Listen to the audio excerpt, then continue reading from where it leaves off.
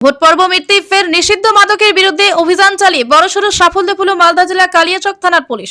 মজরুমপুর এলাকায় অভিযান চালিয়ে উদ্ধার করলো কয়েক কোটি টাকার নিষিদ্ধ মাদক। ঘটনায় পুলিশের জালে ধরা পড়ল এক মাদক কারবারি। পুলিশ সূত্রে জানা গেছে, ধৃতের নাম তৌসিফ আলম, বয়স 20 বছর, বাড়ি কালিয়াচকের মজরুমপুরে বালুগ্রাম এলাকায়।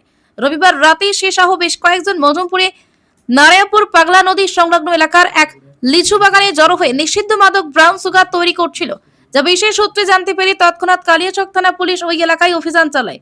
পুলিশি অভিযানের সময় মাদক কারবারি তৌসিফ আলম পুলিশের জালে ধরা পড়লেও বাকিরা পালিয়ে যায়। পুলিশ ঘটনাস্থল থেকে 4 কেজি 805 গ্রাম ব্রাউন সুগার উদ্ধার করে। এছাড়া ব্রাউন সুগার তৈরি কাঁচামাল সোডিয়াম ক্লোরাইড উদ্ধার করে 5 কেজির মতো। সব মিলিয়ে উদ্ধার মাদকের আনুমানিক মূল্য কয়েক কোটি টাকা। প্রাথমিক তদন্তে পুলিশের অনুমান, ঘটনাস্থলে নিষিদ্ধ মাদক ব্রাউন সুগার তৈরি করা হচ্ছিল।